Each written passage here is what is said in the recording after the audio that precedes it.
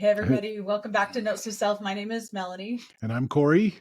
If you don't know who we were both born and raised in the polygamous cult here in Salt Lake City called the Apostolic United Brethren, or the AUB. I was raised with 4 mothers and 34 brothers and sisters.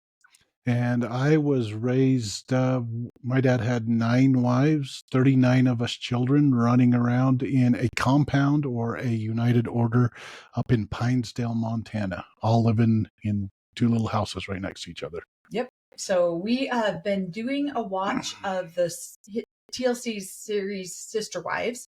We have not watched the show. We are watching it for the very first time and then giving you our opinions and what we thought about the episodes. So right now we are on season 3, and this video will be about episode 6 and 7.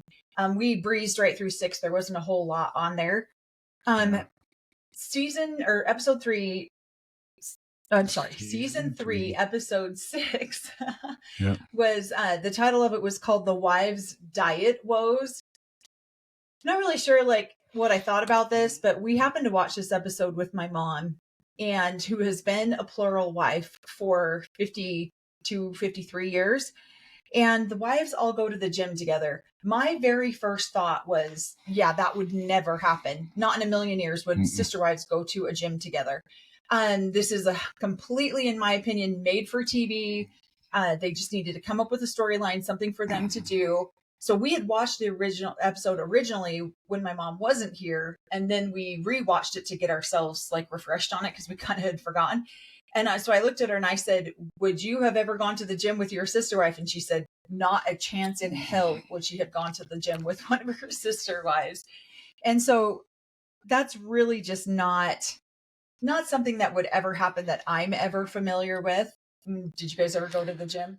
The growing up where the gym was, we lived it every day. We were out working in the field. We were doing all that stuff. Later on, when we became young men, we did have gym equipment that the boys would go work out. We'd all go work out in the gym, but the wives never worked. Yeah, I don't see wives. I didn't see it in that they would get along enough, want to go out into, out to the. We never went to a public gym, so we had a home gym for the boys, for us young kids to kind of put some aggression on if we weren't working.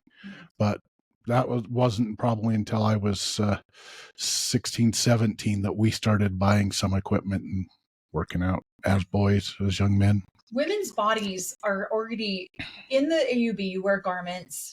We've talked about this a lot on a lot of our episodes. Women's bodies are typically always covered. And it's actually a sensitive subject for a lot of women because they're really having one child after another. And so you see a lot of self-esteem or consciousness with the women. And so their bodies are not something, and especially when you are a sister wife and you're in constant competition with your other sister wives to make sure that you're fit or pretty or whatever it is that you need to be. Because you're always looking at a lot of times people can say, no, I wasn't that kind of a sister wife, but every sister wife looks at another sister wife and sees what she has that I might not have. And then there's always a comparison game. There's typically always a competition game of some sort. Well, she's got long hair. I've got short hair. She's got, blue eyes. I've got brown eyes. So there's this constant. So the last thing a sister wife is really going to do is go to the gym with her other sister wives when she already feels conscious of her body as it is. If they're going to do it, that probably them going out on their own to try to, get one up on, if you will. So right. I don't. We just grew up in a different society. We grew up in a United Order where we were always working, always down on the farm. There wasn't a reason to. There wasn't. We were always working. So. Right. And so I think you can see it too. Janelle gets super defensive a few times. She doesn't want the other women around when she's being weighed. She doesn't, you see Christine kind of tries to be funny, and Mary's very competitive. And then you've got Robin, who is pregnant and can't really do much. And so, and then one thing that's so funny that I think is kind of will point this out because then they go to an Asian buffet and Robin can't eat anything. But you always have that one girl who can never gain weight, and woe is her for not being able to gain weight. And I get that a lot of women are really in this situation, and sometimes it can actually be very frustrating for those women. But in polygamy, it's like you never want to hear about how your sister wife can't gain weight. That is one of the hardest things that you're going to have to go through, because you're always wondering if your body is good enough for your husband. Here, have some of mine. So, right, we'll share. Okay, so just kind of see the different personalities come out of the wives while they're in the gym, some of the insecurities. And then let's see, Danielle, a religious theologist from Boston, comes in to visit the family, and they all go out to eat. And they're, talking about they don't like being called a cult. Now, of course, this is season 3. Now I know that we have watched now season 19, and I think I've heard them call it a cult a couple of different times. By all standard definitions, it fits the definition of a cult. Yep. But it is hard to call it a cult because it's an us versus them mentality, and it dehumanizes people, which is why they don't like to be called a cult. Because if you take the humanity out of it, it's easy to hate somebody as part of a group. And so that's another reason they don't like to be called a cult. They like to be called a church, right? So they go out to dinner with Danielle, and they're all talking about the theology of the religion. And it is hard because they're all on diets and they're all going to the gym. And so then they're trying to come up with something to eat. I don't know why they would pick a all you can eat Asian buffet if they're all on a diet, but nonetheless they did. So they invite Danielle and her husband back to the house for a party. Now we are very familiar with these kind of parties. They happen all the time. 100 people, million, the noise level is insane. Off the charts. So I thought it was funny when the husband was like, we didn't think that we could even handle one kid, and these guys have, 16, I don't know how many, 16 or 17 at the time. So I thought that was funny, but they did appreciate watching the children love on each other. And that is one of the benefits of this religion is you have an endless supply of siblings. If you're fighting with one sibling, you could go love on another sibling, but these kids hadn't seen each other for months. Because a lot of the kids were up in Wyoming at the family ranch, and they were just coming back. We're seeing we're seeing in one of these episodes where those kids have been gone working on the ranch, and they're just coming back to hang out and be with their siblings again. So right, and so they love being able to be with each other and hang out with each other. And we kind of had similar situation. My dad's first wife left him when I was very small. I was probably 2 or 3, and she took her 2 kids and moved away. So in the summer times, they would come and visit us, and it was always this big, huge, everyone's so excited to see everyone else. So, but it is true. Like when we would all get together, I mean, you guys lived with each other, so it was different. Where we didn't live with each other, so when we did get together, it was like, oh my gosh, we haven't seen you. Yeah. Well, and it was that way. I feel like sometimes with us growing up, we'd go do work projects where we'd be gone for a while, a week or so, and then you'd get to come back and see all your siblings again, and it'd be exciting to hang out with them and do that. So, or we'd go on work trips and things like that. So so the kids really do have a bond and really do get together and love each other for the most part, because and then so Danielle and her husband are leaving, and both of them, you can see like the deer in the headlight look like, what did we just get done with? And so they come out of that experience definitely like, wow, I don't know how these guys handle it. So this is where I have an appreciation for my parents, because there were 39 of us in the same house, and it's crazy. So you don't get a day no, off. You never do. So I have a lot of appreciation that they raised us all up and we survived. So. And so that pretty much wraps up episode 6. I think it's funny because they go from a religious theologist coming into town to see their family and recognizing how much they all love each other to episode 7. And where episode 7 is called Defending Polygamy. No, I think this is the 4th of July one. Yeah, this is the 4th of July one. Sorry, I think I wrote the wrong one down. July 4th Rebellion or something like that. Yeah, you're right. I think I wrote it down wrong. But so then we go to from loving all of each other to yelling at each other and a blow up at a campsite. So we start the episode out with the two girls. You've got Brianna and you've got Isabel. One's Christine's daughter, one's Robin's daughter, and they're going to go move in with Mary. They're going to move in with Mary. And they said that very loosely, like, yeah, they're going to have a couple sleepovers and probably end up coming back home. But well, if next episode that they're still living with Mary, then it was moving in. Yeah. So yeah, if it's this episode, it was just a sleepover. Yeah. So yeah. And so Mary makes her little guest room, whatever, a little kid room, which is great that she did that for him. Now, I don't know very many polygamous families where this happens a lot with children this young. I have seen it a lot and seen it often with children who are older. But these girls are quite young to be moving away from mom. And so I was a little bit surprised by that. Now, I know they all live relatively close to each other. So maybe that's why they thought they could do it, is because the girls could jump back and forth from homes.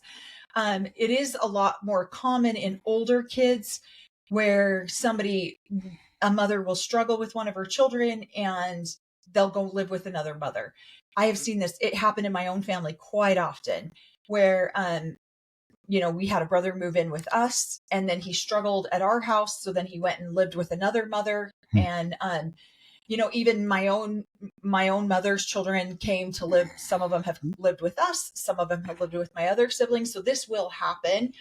I personally would never allow my children to go live under the roof of someone else because I personally feel like they're my responsibility to raise. Mm-hmm. But with the dynamics of this religion, it can get kind of tricky. And so if there's a lot of discontent in the home, that is one of the solutions that they have, is ship that kid off to someone else's house.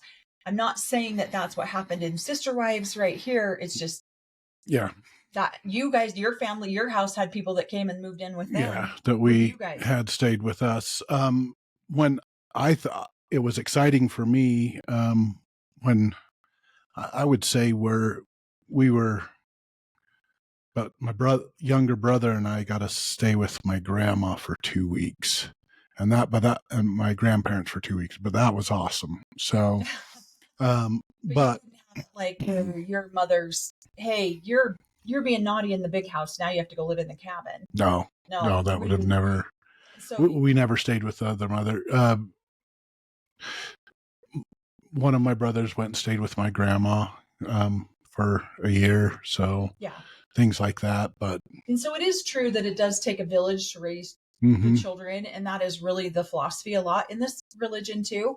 But these girls were quite young to be doing that. So maybe it was just more of a sleepover. I thought it was funny. They're doing the couch interview and Christine makes the comment that maybe Isabel was supposed to go to Christine or to Mary and she came to Christine instead. She just got put in the wrong pile. And Cody's face was hilarious when she was like, what are you talking about, woman? But a lot of times this is what will happen in these high controlled religions. Everything has symbolism, and so it's like they try to come up with excuses or religious reasoning as to why I can't handle this child anymore. Tag, you're it. Will you please take her? And so there's always this, I hear things like that all the time. Polygamous comedy. Yeah. Like, oh, well, maybe she was just supposed to live with you from the very beginning, or she was supposed to be your child. And they kind of do this as a way to justify some of the things that happen. Well, I got an inkling from the spirit that this was supposed to be this way, or it doesn't make a lot of sense. I feel like for me, it's just the way that they justify some of the things that happen. Does that make sense? So good thing they didn't do it with us, because we would have probably said, yeah, we should have been born into a rich family with like 1 or 2 kids.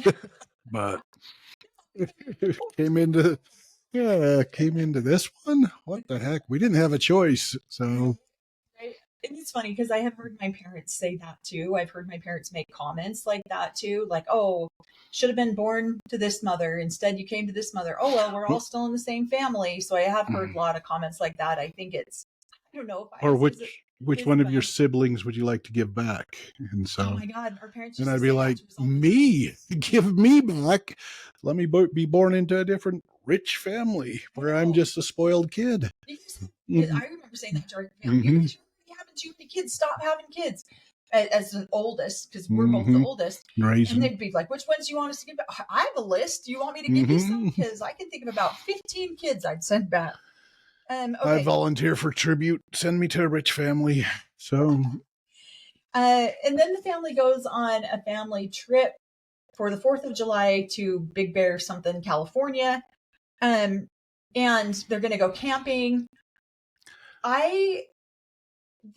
Every time a polygamous family, which your family did not do, but my family did. Yeah. Every time you get in to go on trips anywhere, it is a massive production. It is not just, you pack your stuff and you get in the car and you leave. It is a massive production.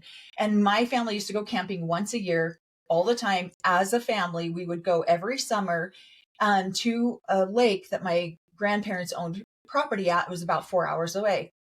And so I'm watching this family get ready, and I'm just thinking the overwhelm that they had to have gotten into in order to make this camping trip go. Now, my dad would throw all of his children. Now, please, this is the FYI disclaimer, in a cattle truck, no seatbelts. We didn't even have seats to sit on, and he would drive us 4 hours away. 10 cow wives up front, daughters. He would drive us 4 hours away in this freaking damn cattle truck. And you'd have 20 kids, because that was easier than trying to take multiple vehicles. And so I think we took the cattle truck, and then we'd have one of the other mothers would drive a regular car. But as you watch the Browns going anywhere, I don't understand why he's got to take his stupid little convertible on every damn trip they go on. I just think that's so excessive. It's like, come on, dude. Nonetheless, they take their convertible. Yeah, my dad would do camping trips, but he did them with once a year. You got to go with your mom and brothers and sisters to do a camping trip and go fishing and have that fun time. Or sometimes he would just go give the wives a break, and sometimes he would go and take a group of the kids camping with him and fishing. So, but yeah, I don't remember. I remember some trips, but it was usually when like my dad's grandparents came into town that we all went up to Glacier. But we had a 15-person cargo van, and so I think we only took that many people up to that on that trip. How do you pick? Eeny, meeny, miny, mo. Who wants to go? Yeah. Volunteer. Who wants to go on a trip? Because it was long. And so I don't blame the teenagers when they do these road trips that are insane to me. The teenagers are angry. They're angry that, they do a lot of couch interviews. Of course, this is the episode where Hunter pops off with Settle Down, Johnny Appleseed. That's awesome. We have seen that clip. We've never seen the episode. So it was funny when he popped off with that. I'm like, oh my gosh, we've seen that little catchphrase here everywhere. But the older kids are angry, and they are angry that they live in Vegas. They're angry that they've had to be moved away from their family and friends and their friends. Yeah. And I think we've talked about how the kids become the collateral damage in this religion. And you're starting to see some of it manifest with the anger that's coming from these children. This episode is eye-opening because this is the first episode I've seen on how they have disciplined the kids before maybe Robin came in, or maybe before they got on TV. And so there's something about when one of the kids got hurt, the other two boys were roughhousing or picking on her, and yet all of the family got together. All of the family got yelled at, and it wasn't just about you two are doing are picking on this little girl, your sister, and that's got to stop. It's this behavior that these two kids are doing. They see it from you guys, and so everybody was getting in trouble. There was a dispute with Christine and Mary on how to do it, to pull the the boys aside who had hurt the little girl, but it wasn't. It was one of those things where all of the kids got disciplined. And then you'll see that it's a behavior that we saw growing up. It wasn't just if one of the kids did something, we all got in trouble for it. And then what it creates is it creates older brothers, or like Logan, or these older kids who feel like we're going to get in trouble for this behavior, so we better try to be a parent, if you will, and discipline, or stop him, discipline them before. And so then that's why you see Hunter and Logan, yeah, they're butting heads. He doesn't want to be bossed around by his big brother. And so that was something that we learned. Wait a minute, these are our brothers, these are our siblings. We're all going to get in trouble no matter what we do. So, you know what I mean? So let's be friends. Yeah. So get in trouble for that. Yeah. Yeah. I think this is the first episode that we're really seeing like the true side of some of the polygamy. Yeah. The other episodes have been the happy, happy, put a smile on your face. Let's all look good for the camera. This is the first episode where we're starting to actually see some of the dynamics that happen in these larger families. Yep. Where you're seeing the kids picking on each other. You're seeing, the anger start to come out in these teenagers, especially, the older set of kids. The whole camping situation was very the shows actually how polygamy is lived, because at one point you see you've got Janelle's older kids and Christine's older kids. They're cooking, they're cleaning, they're picking things up. And then you see Cody, Robin, and Mary off to the side and fixing their hair and putting makeup on. And so this is very common in these polygamous families where you've got one or two families that are the workhorses. The workers. They're the ones that do all of the actual physical labor, the actual, hey, let's get some breakfast made for the whole family. And then you've got these other people who sit on the side and they look good while the other people are working. And so I would be what was really hard for us is that Hunter's upset. He wants to go fishing. It's becoming the mid-afternoon. We all know, well, we're fisher people, so we know you want to go earlier in the morning rather than later in the day. So he's getting angry. And I don't blame him when he's watching his dad and Robin and Mary over there putting on makeup and doing their hair and getting ready. We're camping. That doesn't make a lot of sense. And he's getting more and more angry because he's like, let's get out of here. What are you guys doing? And so these are the little behaviors. And then on the couch interview, Robin's like, Hunter's anger towards me came out of nowhere. Well, it didn't come out of nowhere. It came out of watching his mom be the work, Christine be the worker, and you over there flirting with his dad and putting makeup on while you're camping. And it's funny because the tell-all is going on right now, and this particular stuff gets brought up in the tell-all, and I'm like, that's interesting that we're watching this episode as it gets brought up on the tell-all. Because there are mothers who not every man in polygamy is as vain or as Cody is. Most of them don't sit around and do that. But there are mothers who they sit around and they need to look pretty for their husbands. They need to be fit for their husbands. They need to be whatever. And the teenagers are the ones out there doing all the work. Get dirty. Yep. I'm just thankful my dad would have been the one taking me fishing. So yeah, that's awesome that Janelle's the one packing up the kids and taking them and showing them how to do the fishing and stuff like that. That's right. That's an awesome mom. So right. I did have a dad that he was the one taking us out, showing us how to fish, tie everything on, get everything hooked up, and giving us that teaching a man to fish. So I love fishing to this day because of that. So right. Well, one of the struggles that I had with this episode too is that Hunter's getting frustrated, and then Janelle corrects him. Don't you ever talk about these are the adults. You will respect these adults. And we have been really harping on this in a couple of other videos that we've made recently, that in this religion, I'm not saying it's just this religion, but this is where we grew up. So this is what we're talking about. I know because people get in our comments and they're like, that's not just polygamy, that's Mormonism, or that's just not Mormonism, that's Catholicism. I know, but we're just talking about AUB because this is where we grew up. in this particular religion, you have to respect the position that that person holds. Even if that person doesn't respect it themselves, even if they don't deserve respect. Or if their behavior doesn't deserve it. Yeah. Exactly. You are still taught, that's another mother. Don't you talk about her like that. That's your father. Don't you talk about him like that. And it's really hard, especially when you're an older teenager, because you cannot vent or be frustrated. So here he is, so beyond frustrated because he's watching this ridiculousness. I mean, come on, who is putting makeup on while you're camping? But I also know they're filming, so it matters that they look good. And so this is what's so frustrating about this religion is you've got Janelle and Christine going, you know what? We got children to feed. I don't have time to put on my makeup. If you catch me on camera without makeup on, I guess you're going to catch me because I have children to feed. And so it is really,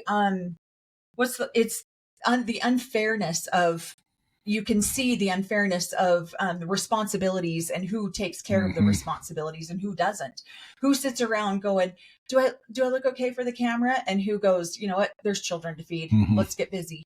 There's wood to chop for fires later tonight. Let's get busy.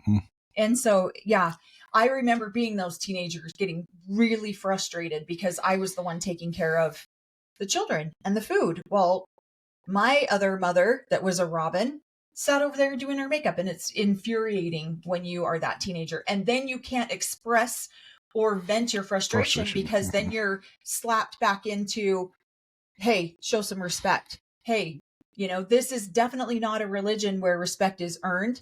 It's a religion where respect is demanded because of a position someone holds. That's it. It's infuriating. Do you feel that way? Yep, absolutely. So yeah. So there,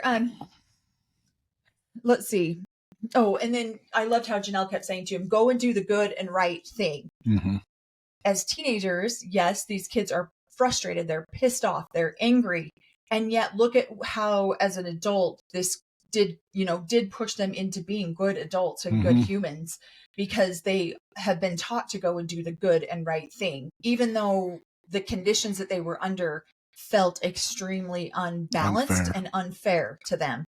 And so, yeah, Hunter is already sitting there watching Robin be divisive. This is what happens, the groundwork that's laid. So later on, they're like, yeah, you took up all my dad's time. I guarantee you, if Robin wasn't there putting on makeup, Cody probably would have fixed his hair in the morning, but it wouldn't have been a production the way that I felt like they did a production in this show. Maybe not. We don't know. We don't know. Never been camping with him. Yeah. So you've got kids over there cleaning stuff up. Yep, Kids over doing there the work.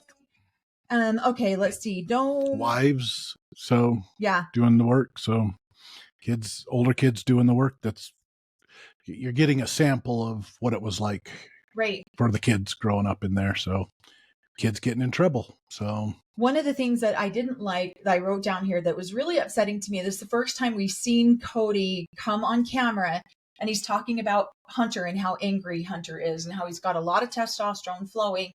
And he makes the comment that Hunter believes that he's he's God.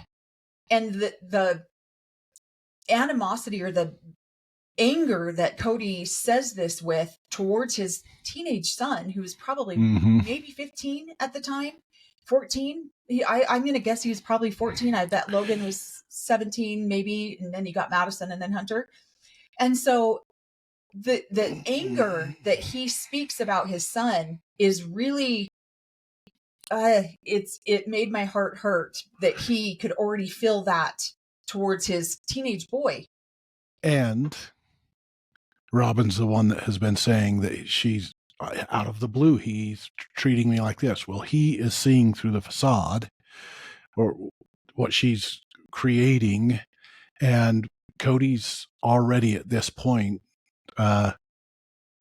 creating division between him and his boys, him and his son, because Hunter's at odds with Robin. So right. And so is he already getting this? Yeah. I'm just like, oh, here's where it begins. Yep. Animosity and resentment. The beginning signs. Because they're not accepting of his new bride. Yeah. And so, yeah, that is very, and I remember when my dad's Robin wife came into our family. And if I said anything to my dad about it, I was instantly shut down, instantly dismissed. That's not what she meant. That's not who she is. And so we could never express ourselves. And so I'm watching these boys. Yeah, you're seeing it start. This is the beginning of it.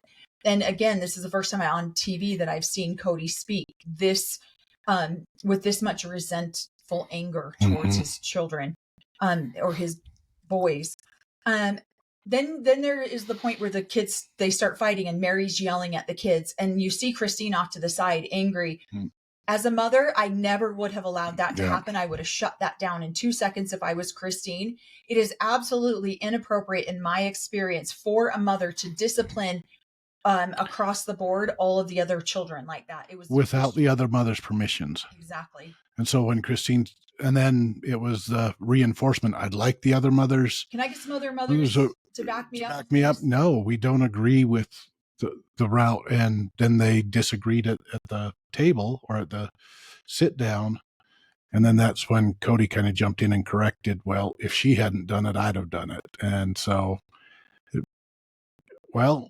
that's a conversation afterwards with Cody and Christine for sure, because she wasn't approving of that kind of discipline. Yeah. And I guarantee you I don't know. Yeah. Conversations that had to have happened because Christine was visibly upset. Janelle was visibly upset about it. And because their kids were the ones getting disciplined and yelled at. Yeah. And I guarantee if she had tried to discipline Robin's kids like that, there would have been fireworks. There's no way that would have been allowed at all. There's no way Robin would have sat back and allowed anyone to discipline her children that way. And yet Christine and Janelle were expected to just stand back and allow Mary to verbally yell at these kids while cameras were there. And so that's why I feel like this is one of the first episodes where you're seeing the actual behind the scenes dynamics of what's happening in this family, because without the cameras there. And so now you've got you've got Christine, who feels like I'm going to have to protect my kids a little bit more from Mary because I don't want my kid getting yelled at like this. You've got Janelle kind of doing the same thing. And then if Christine steps up, the aggression that Mary came at her with on the couch interview, Christine back down a little bit, like, I don't want to argue this on camera. Yeah, I'm not going to do this on camera. And then she's going to Cody, and Cody's backing up Mary. And so then you feel unsupported as a mother. Now, how do you protect your children in this family that they're our children?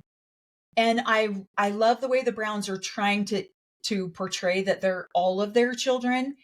But these are the moments that they're not all of our children, when another mother comes in and unfairly or disciplines your child in a way that you don't agree with. Yep. Then there's nothing you can do, because you go to your husband and you don't get his support or backup either. And now you as the mother become the problem, because you're having an issue or a problem with something that is, they're our children. And there should have been some sort of communication about that beforehand, but there wasn't. So you get a blow up on camera.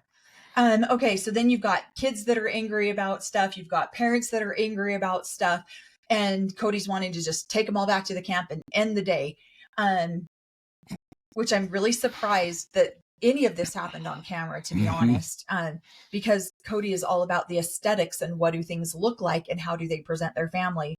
Then they're all sitting on the couch, and Robin does one of the worst guilt trips I've seen. Biggest guilt trip on the planet.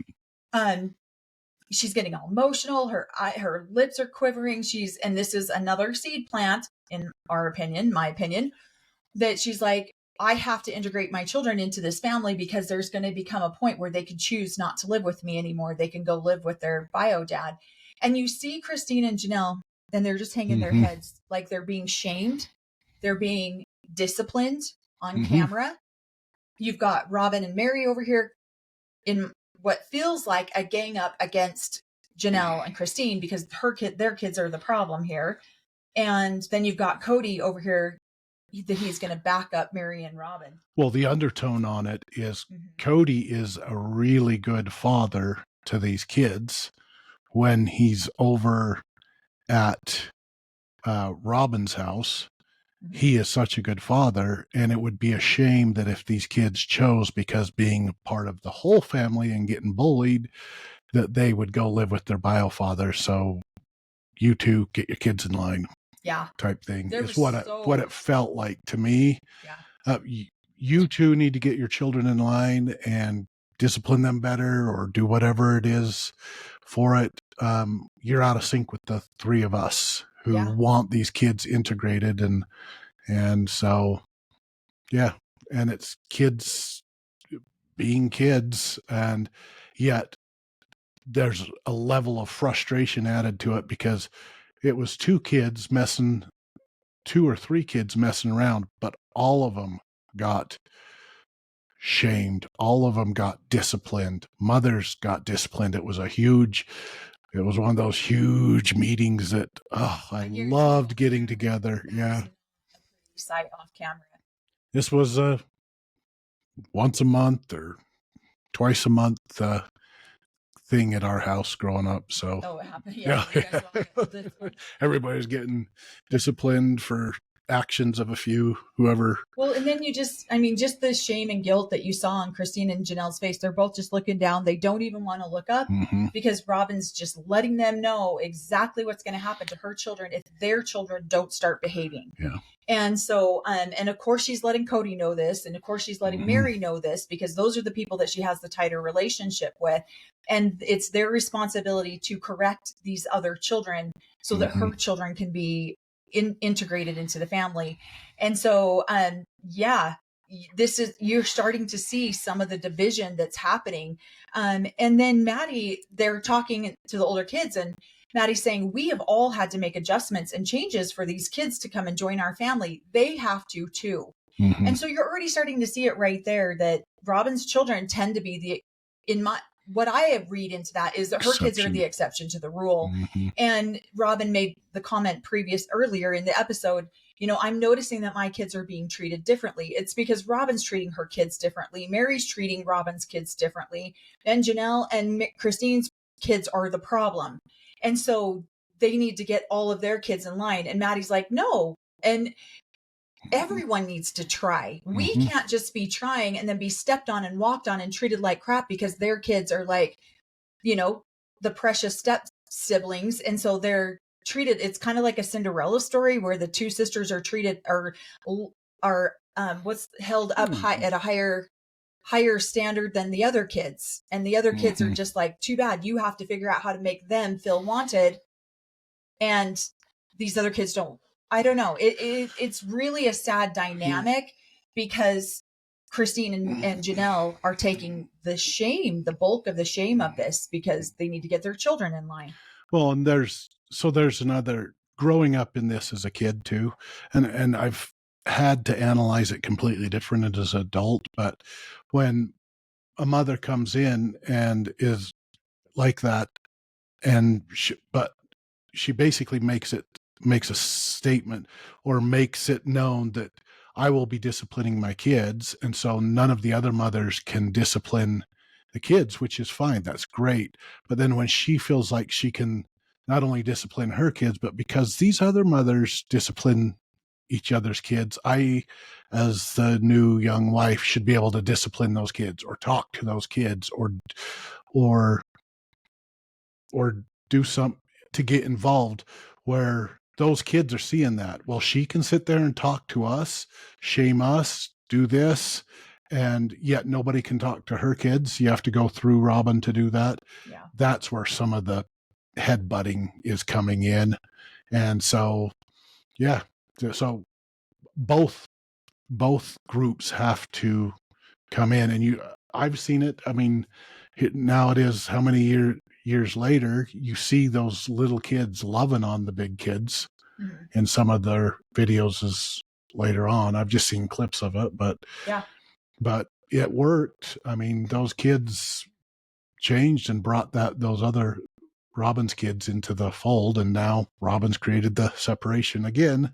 So hopefully they can fix that.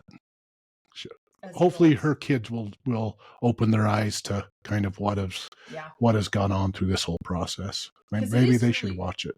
it is really hard to watch these older kids be treated this way when they are trying to integrate. And a lot of times what will happen in a situation like this is one wife will say, my kids won't be disciplined this way. And other 2 or 3 wives have the same, hey, we're disciplining our kids like this. Similar. Yeah. So Mary and Janelle have their kids that they're disciplining very similarly. Robin comes in with a totally different view on discipline. But then she disciplines Christine and Janelle's kids the way that Christine and Janelle discipline their kids, not the way that Robin disciplines her own children. And I have literally heard from sister wives' mouths, well, I'm disciplining them this way because that's how their mother disciplines. I don't agree with this type of discipline, but I'm going to discipline their children this way because that's how they do it. And it's usually very aggressive and very unfair. And so I think that we're starting to see some of these patterns in Robin. She'll discipline her children a certain way, but she'll discipline the other people's children a totally different way because that's acceptable to them. But don't you discipline my kids at all. You bring that to me. Like, yeah, don't you discipline my children at all. Bring it to me and I'll handle it. That's what all Christine was asking too in this thing. And she was getting put in her place because no, I would have done it the same way as what Cody tells her. So then Cody comes up and he's like, I don't know what to do. I have bullying going on in my family. And I don't know if I'm just like one dad, and like millions of American dads feel the same way, or millions of other fathers in the world feel this way. If your children are starting to bully, they're learning that somewhere. Where are they learning that bullying from? And it's typically, the parents. They're seeing the bullying happen within the parents. And that's coming down to them as the teenagers. And then it usually starts at the top. And it's a learned behavior. So if Cody's having bullying going on in his family, he really should take a look at where is the origins of that bullying coming from. And I would say it's coming from the wives. It's coming from and him. Exactly. So this was a really eye-opening episode for both of us. I was like, wow, this is the first time we're actually seeing really what the family dynamics can be, and the way that one wife will put another wife in her place. And one wife will, if, Mary tried to slap Christine or all of the parents into their place, can I get some backup here? And if any of those parents spoke up, like Christine tried to, she smacked back down into her spot, and she better remember her spot. And, that was a little bit harder to watch because of that, because brought up a lot of, I remember feeling that way as a child. I do too. And I would love to see the aftermath of it. Why didn't they film that one? That would have been amazing. The one-on-one conversations that Cody had with each one of the wives after that would have been amazing. I'm sure that there was a lot of dynamics that happened behind the scene with this particular episode and some of these things. I'm sure Christine was really upset with that and talked to Cody, and Cody probably smacked Christine right back into her spot. And Janelle probably just went, whatever, I'll discipline my kids however I want to, and then took her kids aside and disciplined them. Yeah. And then, there was a lot of fireworks, not just the 4th of July fireworks. There was a lot of other fireworks going on all over this episode. So there you go. There's our recap of 6 and 7. Let us know what you guys think in the comments below. If you saw any of the things that we might have seen, or if you missed some of them and want a deeper explanation of anything that we saw going on. What was it, 7 where she had them sleeping overnight? Okay. So let's watch 8. If they're still living with her, then it was in episode 8. We're excited to watch episode, because they do previews for what's happening in the next episode. In the next episode, they have some of their friends from Utah come down, Andy and Nicole. Corey grew up with Nicole. I grew up with Andy. Andy was actually one of my better friends growing up. We hung out all the time growing up. And so excited to see that one. He's a really great guy. I always really loved him. We were friends from the time I became friends with him when I was about 12. And we became friends and stayed friends throughout our lifetime. So it was kind of cool to see them on there. So we'll be watching episode 8, possibly 8 and 9, put them together. We'll see. It depends on how many notes we get on each episode. Is depending on if we'll break it down into 2. So we did forget at the beginning of our video to say, do your healing work. Now is the best time to get started on it. Whatever modality of healing you can do to heal some of those inner traumas that you've got going on. If you are a human with a human body, you have had trauma. So go find that healing work and get started on doing that. Again, we appreciate you all. Thank you all so much. Anything else? Nope. Thank you guys. We love doing these recaps with you. Yep. So we'll see you on the next one. Thanks ask so much. any questions in the comments. Yep. So, and also, if you haven't liked or subscribed to our page, please feel free. To. If you think anyone else will benefit from our commentary, please share. Share us. Yep. Thanks so much. Thanks.